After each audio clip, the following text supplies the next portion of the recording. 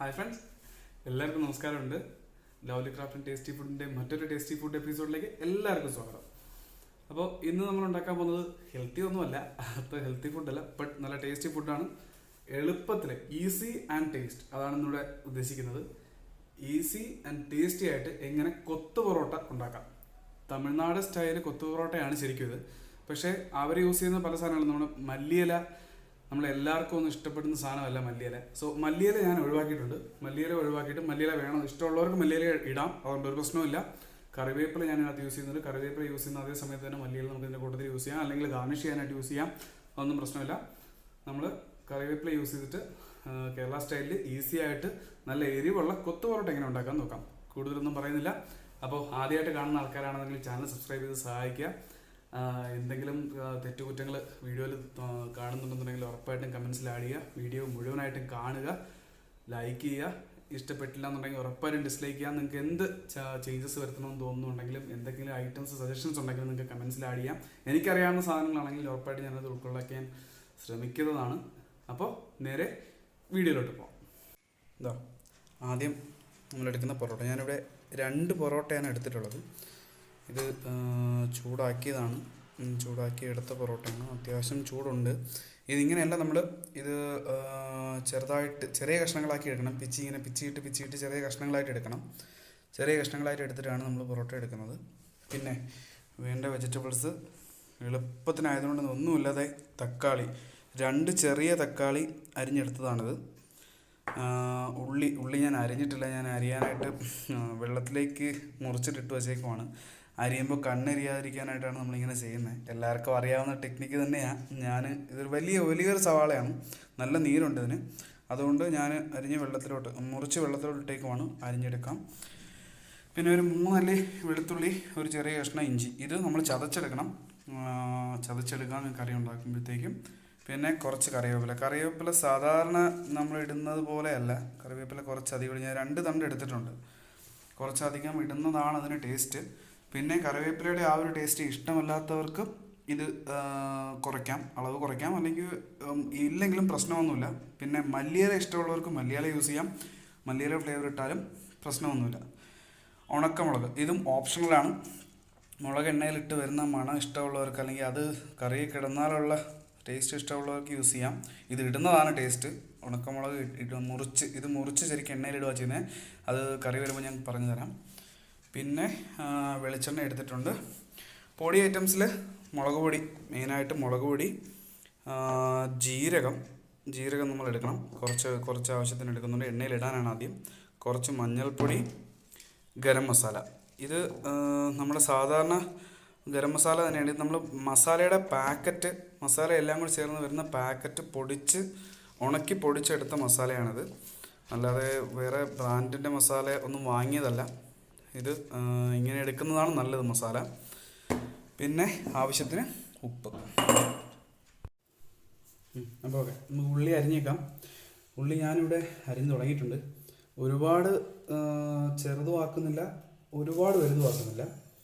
ഒരു മീഡിയം സൈസിൽ നമുക്കിങ്ങനെ അരിഞ്ഞെടുക്കാം. ഒരുപാട് ചെറുതാക്കിയുള്ള പ്രശ്നം എന്ന് വെച്ച് കഴിഞ്ഞാൽ നമ്മൾ ടേസ്റ്റ് കൂടുതലായിരിക്കും, പക്ഷേ ക്വാണ്ടിറ്റിയും ഒരുപാട് കുറഞ്ഞു പോകും. ശരിക്കും പൊറോട്ട മാത്രമേ അതിനകത്ത് വരത്തുള്ളൂ. എന്നാൽ ഒരുപാട് വലുതാക്കിയാൽ ഉള്ളി മാത്രമായിട്ട് കിടക്കുന്നതും അത്ര ടേസ്റ്റ് ആയിരിക്കത്തില്ല. സോ ഞാനൊരു മീഡിയം സൈസിൽ ഉള്ളി ഒന്ന് എടുക്കുവാണ്. ഓക്കെ, ഇഞ്ചിയും വെളുത്തുള്ളിയും ചതച്ചെടുത്തിട്ടുണ്ട്. നന്നായിട്ട് ചതച്ചെടുത്തിട്ടുണ്ട്. നമ്മളെടുത്ത് വെച്ച ഇഞ്ചിയും വെളുത്തുള്ളി അതേ സൈസ് തന്നെയാണ്. ഓക്കെ, ഇനി പൊറോട്ട നന്നായിട്ട് കീറിയെടുക്കാം. ഇതിപ്പോൾ കടയിൽ നിന്ന് വാങ്ങിച്ചതാണ്. ഓക്കെ, പൊറോട്ട ഞാൻ പിച്ചി എടുത്തിട്ടുണ്ട്. ഇത്രയും ചെറിയ കഷ്ണങ്ങളാക്കി മാറ്റിയെടുത്തിട്ടുണ്ട്. ഇങ്ങനെ എടുക്കണേ. ഇങ്ങനെ ഡയറക്റ്റ് ഇട്ടിട്ട് വേണം നമ്മളിത് ചിക്കി എടുക്കാനായിട്ട്. ഓക്കെ, നമ്മൾ ഉണ്ടാക്കുന്നത് ഈ പാത്രത്തിലാണ്. ഇന്ന് ചട്ടി പറ്റില്ല. അതിനകത്ത് നമ്മൾ പൊറോട്ട ഇട്ട് കൊത്തേണ്ട ആവശ്യമുണ്ട് പാത്രത്തിനകത്ത്. അപ്പം അതുകൊണ്ട് ചട്ടി വരില്ല. ഈ പാത്രം എടുക്കുമ്പോൾ തീ കത്തിക്കാം. ഓക്കെ, പാത്രം ഒന്ന് ചൂടായിട്ടുണ്ട്. ചൂടാകുമ്പോൾ നമ്മുടെ ഞാൻ വെളിച്ചെണ്ണയാണ് യൂസ് ചെയ്യുന്നത്. പറഞ്ഞ പോലെ തന്നെ എൻ്റെ കയ്യിൽ ഇപ്പോൾ വെളിച്ചെണ്ണയേ ഉള്ളൂ. വെളിച്ചെണ്ണയാണ് യൂസ് ചെയ്യുന്നത്. എണ്ണ ഒഴിക്കേണ്ട ആ ഒരു തിയറി എല്ലാ കറിയുടെയും തിയറി ഏതാണ് ശരിക്കും. എണ്ണ ചൂടായിട്ട് പാത്രം ചൂടായിട്ട് എണ്ണ ഒഴിക്കാവും, എണ്ണ ചൂടാകുമ്പോഴേ കടുക് ഇടാവും. ഇവിടെ കടുക് ഇടുന്നില്ല, പകരം ഞാൻ ജീരകമാണ് ഇടുന്നത്. 2-3 നുള്ളു ജീരകം ഇടുക. ജീരകം ഒന്ന് പൊട്ടി വരുന്നുണ്ട്. ഉള്ളി റെഡിയാക്കി വെക്കണം, കാരണം പെട്ടെന്ന് എറിയേണ്ടതാണ് നമുക്ക്. ഓക്കെ, ജീരകം ഒന്ന് പൊട്ടുമ്പോഴേക്കും നമ്മൾ എടുത്തു വച്ചിരിക്കുന്ന ഉണക്കമുളക് ഇതിനകത്തോട്ട് കട്ട് ചെയ്തിടുക. കൈ കൊണ്ട് നുള്ളിയിടാമെങ്കിൽ അങ്ങനെ, നല്ല ബുദ്ധിമുട്ടാണെങ്കിൽ നമ്മൾ കത്രിക കൊണ്ടാണ് ഞാനിവിടെ കട്ട് ചെയ്തിട്ട്. അതൊരു എളുപ്പ വഴിയാണ് ശരിക്കും. മുളക് നമ്മൾ കൈ കൊണ്ട് ഇങ്ങനെ പിച്ചുമ്പോൾ പിന്നെ അത് കയ്യിലാകാനും മുഖമൊക്കെ നേറാനും ഒക്കെ ചാൻസ് ഉണ്ട്. സോ അതുകൊണ്ട് ഡയറക്റ്റ് കത്രിക കൊണ്ട് കട്ട് ചെയ്തിട്ട് ഒന്ന് ചൂടായി ഉടനെ തന്നെ നമ്മൾ എടുത്ത് വെച്ചിരുന്ന ഉള്ളി ഇടുക. അരിഞ്ഞ് വെച്ചിരിക്കുന്ന ഉള്ളി ഇതിലേക്ക് ഇടുക. വളരെ എളുപ്പത്തിലാണ് ഉണ്ടാക്കുന്നത്. ഉള്ളിയും തക്കാളിയും മാത്രമേ ഉള്ളിച്ചായിരിക്കും. നമ്മൾ വീട്ടിൽ പൊറോട്ട ബാക്കി വരികയാണെങ്കിലോ കറിയില്ലാതെ നമ്മൾ പൊറോട്ട വാങ്ങിക്കേണ്ടി വരികയാണെങ്കിലോ ഒക്കെ ഉള്ള അവസ്ഥയിൽ ശരിക്കും നമുക്ക് പെട്ടെന്ന് ഉണ്ടാക്കി കഴിക്കാൻ പറ്റുന്ന സാധനമാണ്. ഉള്ളി ഇട്ട് കഴിഞ്ഞാൽ നമുക്ക് തീ കൂട്ടി വയ്ക്കാം, അതുകൊണ്ട് പ്രശ്നമില്ല. ഉപ്പിട്ട് കൊടുത്തു കഴിഞ്ഞാൽ ഉള്ളി പെട്ടെന്ന് വഴണ്ട് വരും. അതുകൊണ്ട് ഞാൻ കുറച്ച് ഉപ്പും കൂടി ഇടുവാണ്. നമ്മൾ ഇതിലേക്ക് ഉദ്ദേശിക്കുന്ന മുഴുവൻ ഉപ്പും ഇടുന്നൊന്നും പ്രശ്നമില്ല. ഞാൻ 1 സ്പൂൺ ഉപ്പാണ്, ഒരു 3/4 സ്പൂൺ ഉപ്പാണ് ഇട്ടിരിക്കുന്നത്. 1 സ്പൂൺ തികച്ചിട്ടില്ല. 3/4 സ്പൂൺ ഉപ്പ് ഇതിനകത്ത് ഇട്ടിട്ടുണ്ട്. ഇത് തന്നെ മതിയാവും. ഈ ഉപ്പ് തന്നെ മതിയാവുന്നതിനകത്ത് പിന്നെ പൊറോട്ട ഇടുന്നതിന് മുന്നേ ആയിട്ട് വേണമെങ്കിൽ നമുക്ക് ഉപ്പ് നോക്കാം. ഉപ്പ് നോക്കിയതിന് ശേഷം പൊറോട്ട ഇട്ട് അടയ്ക്കാൻ മതി. ഉള്ളി ഒന്ന് വഴണ്ട് ഭയങ്കര വെക്കുക. ഒരുപാട് വേണമെന്നില്ല, ചെറുതായിട്ടൊന്ന് വഴണ്ട് വന്നാൽ മതി. ഓക്കെ, ഉള്ളി ചെറുതായിട്ടൊന്ന് വരണ്ട് വന്നിട്ടുണ്ട്. ഇതാണ് നല്ല വഴറ്റിയെടുത്ത പരുവമെന്ന് പറയുന്നത് ഇതാണ്. ഓക്കെ, ഉള്ളങ്ങ് വഴറ്റുമ്പോൾ എടുക്കണ്ട, ഒന്ന് വഴറ്റി എടുത്തിട്ടുണ്ട്. ഓക്കെ, ഒന്ന് ഉള്ളി വാടി കഴിയുമ്പോഴത്തേക്ക് നമ്മൾ ചതച്ച് വച്ചിരിക്കുന്ന ഇഞ്ചി വെളുത്തുള്ളി, എപ്പോഴും പറയുന്ന പോലെ തന്നെയാണ്, ഇഞ്ചിയും വെളുത്തുള്ളിയും നമ്മൾ ഏത് കറിയിലോട്ട് എപ്പോൾ ഇട്ടാലും ശ്രദ്ധിക്കണം, ഉടനെ തന്നെ അടുക്കി പിടിക്കും. അത് എൻ്റെ ഈ പാത്രം ഇതുപോലത്തെ കട്ടി ഇച്ചിരി കുറവുള്ള പാത്രമാണെങ്കിൽ പറയേണ്ട, അപ്പോൾ തന്നെ അത് അടുക്കി പിടിക്കാൻ തുടങ്ങും. അതുകൊണ്ട് തീ കുറയ്ക്കുക. തീ കുറച്ചിട്ട് ഇഞ്ചിയും വെളുത്തുള്ളിയും ചതച്ചിട്ട് നന്നായിട്ട് ഇളക്കുക. അതിൻ്റെ ആ പച്ച മണം മാറണം, ഇഞ്ചിയുടെ പച്ച മണം മാറുന്ന വരെ ഇളക്കുക. അത് അടുക്കി പിടിക്കാൻ തുടങ്ങുന്നുണ്ട്. തീ കുറച്ചതിന് വെച്ചേക്ക് കൊണ്ടുവന്നിട്ട് ആ പച്ച മണം ഒന്ന് മാറി വന്നുണ്ട്.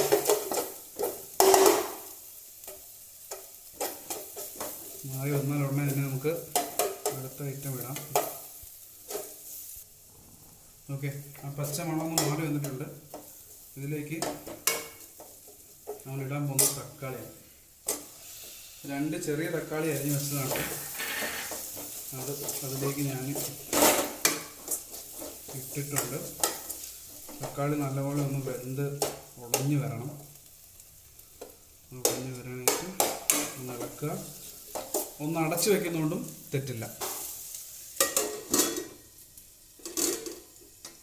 ഒന്ന് വേവട്ടെ, ജസ്റ്റ് ഒന്ന് വെന്ത് വരുമ്പോഴത്തേക്ക് നമുക്ക് എടുക്കാം. തക്കാളി ഒന്ന് ജസ്റ്റ് ഒന്ന് വാടിയിട്ടുണ്ട്, പോരാ, നല്ലവണ്ണം വേവണം. തക്കാളി നല്ലപോലെ വെന്ത് ഉടഞ്ഞ് നല്ല മാഷായി വരണം. അത് എന്നാലേ ആ ടേസ്റ്റ് വരത്തുള്ളൂ നമുക്ക്. ഉള്ളി ഒരുപാട് വേണ്ടി പോവാതെ നോക്കാം. ഉള്ളി പക്ഷേ ഇനി വെള്ളത്തില്ല. നമ്മൾ തക്കാളി ഇട്ട് കഴിഞ്ഞാൽ പിന്നെ ഉള്ളി പിന്നെ വേവത്തില്ല എന്നാണ്. എന്നാലും ചൂടിൽ നിൽക്കുമ്പോൾ അടച്ചൊക്കെ വയ്ക്കുമ്പോൾ ഉള്ളി വീണ്ടും വെന്ത് വരും. ഒരുപാട് വെന്ത് ക്വാണ്ടിറ്റി കുറഞ്ഞു പോകാൻ നോക്കാം.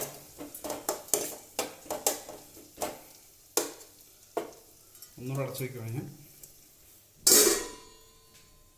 ഒന്ന് തുറന്ന് നോക്കാം എന്തായാലും. ഓക്കെ, ഒന്ന് വെന്തിട്ടുണ്ട് തക്കാളി. അടിക്ക് പിടിക്കുവാന്ന് തോന്നി കുറച്ച് വെള്ളം ഒഴിക്കുന്നുണ്ട്. തെറ്റാ, കുറച്ചേ ഒഴിക്കാവും. ഒഴിച്ചാൽ അത് തുറന്ന് വെച്ച് പിന്നെ നമ്മൾ നല്ല രീതിയിൽ വെച്ചെടുക്കണം.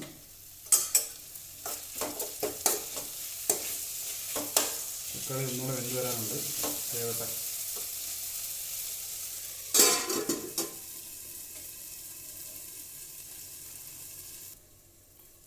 കൂടെ നോക്കാം. തക്കാളി വെന്ത് വന്നിട്ടുണ്ട്. ഈ അവസ്ഥയിൽ നമ്മൾ എടുത്ത് വെച്ചിരിക്കണം. നിങ്ങൾ വാങ്ങിക്കുന്ന കറിവേപ്പിലയാണെങ്കിൽ നന്നായി ഇത് കഴുകിയെടുക്കണം. ഒന്ന് ഉടച്ചിടുന്നതുകൊണ്ടും തെറ്റില്ല. ഉടച്ച് മീൻസ് നമ്മളിങ്ങനെ ഒന്ന് തിരിച്ചിടുന്നതുകൊണ്ട് തെറ്റില്ല. വലിയ ഇലയൊക്കെ ഉണ്ടെങ്കിൽ. ചെറിയ ഇലയാണെങ്കിൽ കുഴപ്പമില്ല. ഏറ്റവും ബെസ്റ്റ് നമ്മൾ മലയാളീസിൻ്റെയൊക്കെ വീട്ടിൽ മിക്കവാറും എല്ലായിടത്തും മരം ഉണ്ടാവും. പിന്നെ നമ്മളെപ്പോലെ പാവം ബാംഗ്ലൂർ വന്ന് ജീവിക്കുന്നവർക്കാണ് ഇത് കിട്ടാൻ പാട്. എന്നാലും ഇവിടെ ഒരു കറിവേപ്പില നട്ടിട്ടുണ്ട്, എന്താവും അറിയത്തില്ല. ഓക്കെ, നന്ന് കറിവേപ്പില ഇട്ട് നോക്കിയെടുക്കാം. അടിക്ക് പിടിച്ചു തുടങ്ങി. ഞാൻ പറഞ്ഞില്ല, ഈ പാത്രം ചെറിയ പാത്രം, കട്ടിയില്ലാത്ത പാത്രമാണെങ്കിൽ അടിക്ക് പിടിക്കാൻ സാധ്യത കൂടുതലാണ്. ഇഞ്ചി അങ്ങനെ ഇട്ടുന്നുണ്ട്. ഓക്കെ, ഇതൊന്ന് കറിവേപ്പില ഒന്ന് പറ്റി ഒന്ന് വാടി വരണം ചൂടിൽ. അത് നമ്മൾ ഈ അടച്ച് വെച്ചിരിക്കുന്ന ചൂടുണ്ടെങ്കിൽ തന്നെ എന്ത് ചെയ്യും, അതൊന്ന് വാടി വരും. എന്നാലും തക്കാളി ഇത് കുറച്ചുകൂടെ ഒന്നുകൂടെ ഒന്ന് വേവാനുണ്ട്. തക്കാളി കണ്ടാലറിയാം, തക്കാളി ഒന്നുകൂടെ വേവാനുണ്ട്. ഒന്നുകൂടെ തന്നെ ഇതൊക്കെ ചെറുക്കി നല്ല പഴുത്ത തക്കാളി ആയിരുന്നില്ല. അതുകൊണ്ടാണ് ഇത്രയും വേവിന് സമയം എടുക്കുന്നത്. ഇതിലൂടെ വെന്ത് വരുമ്പോഴത്തേക്കും നമുക്ക് പൊടി ഇറക്കി ചേർക്കാം. ഒന്നുകൂടെ അടച്ചു വയ്ക്കുകയാണ് ഞാൻ. ഓക്കെ, നമ്മൾ നോക്കാം. ഓക്കെ, കറക്റ്റായിട്ടുണ്ട്. ഒന്ന് വാടി വന്നിട്ടുണ്ട്. പിന്നെ തക്കാളി വെന്തിട്ടുണ്ട്. നന്നായിട്ട് വെന്തിട്ടുണ്ട്. ഓക്കെ, ഈ പരുവത്തിൽ നമുക്ക് ഉപ്പ് നോക്കാൻ വേണമെങ്കിൽ അല്ലെങ്കിൽ പൊടി ഇട്ടിട്ട് നോക്കിയാലും മതിയാകും. ഉപ്പുണ്ട്, ഉപ്പ് കുഴപ്പമില്ലാതെ ഉണ്ട്. വേണമെങ്കിൽ പൊടിയെല്ലാം കൂടി ഇട്ടിട്ട് എരിവ് കൂടുതലാണെങ്കിലോ ഒന്നും വേണമെങ്കിൽ ഉപ്പിട്ട് അഡ്ജസ്റ്റ് ചെയ്യാം, കുഴപ്പമില്ല. ഉപ്പുണ്ട്. ഓക്കെ, മുളക് പൊടി ഇടുവാണ്. ഇത് എരിവുള്ള മുളക് പൊടിയാണ്, കാശ്മീരി ചില്ലി അല്ല. 1/4 സ്പൂണോളം മുളക് പൊടി ഇടുന്നുണ്ട്. 1 ടീസ്പൂൺ എന്ന് വേണമെങ്കിൽ പറയാം നമുക്ക്. ടേബിൾ സ്പൂണിൽ ഒരു 3/4 വരണം, അല്ലെങ്കിൽ ഒന്നിട്ടാലും കുഴപ്പമൊന്നുമില്ല. നമ്മുടെ ഉള്ളിയുടെ അളവ് പോലെ. 1/4 സ്പൂൺ മഞ്ഞൾപ്പൊടി. ഇനി മുളക് പൊടി ഒന്ന് ചൂടായി വരണം. നമ്മളിട്ട് മഞ്ഞൾപ്പൊടി എപ്പോൾ ഇട്ടാലും പ്രശ്നമില്ല. മസാല ഇട്ട് കഴിഞ്ഞിട്ടാലും പ്രശ്നമില്ല, അതിന് മുന്നേ ഇട്ടാലും പ്രശ്നമില്ല. ഇട്ട മുളക് പൊടി ഒന്ന് ചൂടായി വരണം. ചൂടായതിനു ശേഷം ശരിക്കും നമ്മൾ അതിനകത്ത് മല്ലിപ്പൊടിയാണെങ്കിലും മസാലപ്പൊടിയാണെങ്കിലും ഇടാറുള്ളൂ. ഇവിടെ മല്ലി ഇടുന്നില്ല, മസാലപ്പൊടിയാണ് ഇടുന്നത്. ഞാൻ ബാക്കി കറികളോട് ചേർത്ത് പറഞ്ഞതേ ഉള്ളൂ. ഒന്ന് ചൂടായിട്ടുണ്ട്. അതിനകത്ത് മസാല ഇടുവാണ്. നമ്മൾ ഉണക്കി പൊടിച്ച് വെച്ച ഗരം മസാല പൗഡർ ഇടുവാണ്. 1 സ്പൂണാണ് ഗരം മസാല പൗഡർ ഇട്ടത്. ഓക്കെ, ഇനി നല്ലോണം ഒന്ന് മസാല ഒന്ന് ചൂടായി വരണം. ഇപ്പോഴും അടിക്ക് പിടിക്കുന്നു എന്ന് തോന്നുന്നെങ്കിൽ ഇനി നമുക്ക് എണ്ണ ഒഴിക്കാൻ പറ്റത്തില്ല. അതുകൊണ്ട് കുറച്ച് വെള്ളം വേണമെങ്കിൽ ഒഴിക്കാം, പ്രശ്നമില്ല. വളരെ കുറച്ചേ ഒഴിക്കാവൂ. ഞാനിതുവരെ ഈ ചെറിയ സ്പൂണിലൊന്നാണ് ഒഴിക്കുന്നത്. ഇത് പാത്രം കട്ടിയുള്ള പാത്രമായതുകൊണ്ടാണ്. കട്ടിയുള്ള പാത്രമാണെങ്കിൽ ഇത് അടിക്ക് പിടിക്കുന്നില്ല. അതെല്ലാം പൊടിയെല്ലാം ഇളകി വന്നിട്ടുണ്ട്. ഇതൊന്ന് വറ്റുന്നവരെ ചൂടായി വരുന്നവരെ ഇളക്കുക. ഉപ്പ് വേണമെങ്കിൽ ഒന്നുകൂടെ നോക്കാം, അത് ആവശ്യത്തിനുണ്ട്. ഓക്കെ, തീ ഒന്ന് കുറച്ച് വയ്ക്കുക. കുറച്ച് വെച്ചിട്ട് നമ്മൾ ഇതിനകത്ത് പൊറോട്ട ഇടാൻ പോവാണ്. നമ്മൾ ഉണ്ടെങ്കിൽ എരിവ് കൂടുതലാണെങ്കിൽ നമുക്ക് കൂടുതൽ വേണമെന്നുണ്ടെങ്കിൽ നമുക്ക് കുരുമുളക് പൊടി ആഡ് ചെയ്യാം. കുരുമുളക് പൊടി ബെസ്റ്റാണ്. കുരുമുളക് പൊടി ഞാനിവിടെ ആഡ് ചെയ്യുന്നില്ല. എനിക്ക് അത്ര എരിവ് വേണ്ടെന്ന് തോന്നിയതുകൊണ്ടും കാശ്മീരി ചില്ലി അല്ല ഇട്ടതെന്നുള്ളതുകൊണ്ടും ആഡ് ചെയ്യുന്നില്ല. പൊറോട്ട മുറിച്ച് വെച്ചിരിക്കുന്ന പൊറോട്ട ഇതിനകത്തോട്ടിടാം. ഇനി ശരിക്കും നമ്മുടെ സ്റ്റീലിൻ്റെ ചട്ടുകം ഉണ്ടെങ്കിൽ, നമ്മുടെ ദോശ ചുടുന്ന ചട്ടുകം ഉണ്ടെങ്കിൽ അതാണ് ബെസ്റ്റ്. എൻ്റെ കയ്യിലിപ്പോൾ അതില്ല. ഞാൻ തവി തന്നെയാണ് എടുക്കുന്നത്, സ്റ്റീലിൻ്റെ തവി തന്നെയാണ് എടുക്കുന്നത്. നല്ലപോലെ ഇളക്കുക. തീ കുറച്ച് വെച്ചേക്കുവാണ്, ശ്രദ്ധിക്കണം.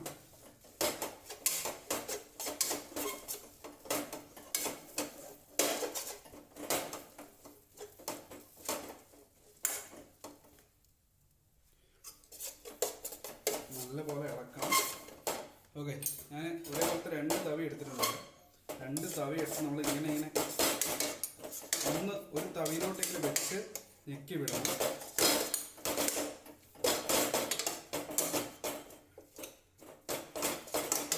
ഇത് ചെയ്യാൻ ബുദ്ധിമുട്ട് തോന്നുന്നവർക്ക് ഒരു തവയിൽ തന്നെ ഇളക്കിയാലും മതി. ഞാനിത് ആ ഒരു കഷ്ണമായിട്ട് പൊറോട്ട വരാൻ വേണ്ടിയാണ്.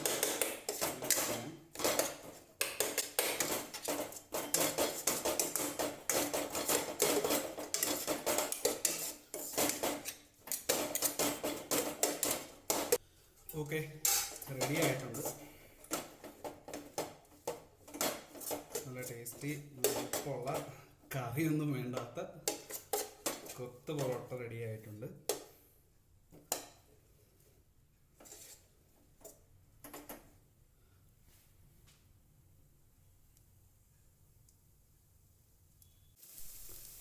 തീ ഓഫ് ചെയ്ത് ഒരു പാത്രത്തിലോട്ട് മാറ്റുകയാണ്. നമുക്കൊന്ന് ടേസ്റ്റ് ചെയ്ത് നോക്കിയാലോ. ഞാനിവിടെ നമ്മുടെ ടൊമാറ്റോ കെച്ചപ്പ് സോസ് എടുത്തിട്ടുണ്ട്. അതിൻ്റെ ആവശ്യമില്ല, അല്ലാതെ തന്നെ കഴിക്കാവുന്നതാണ്.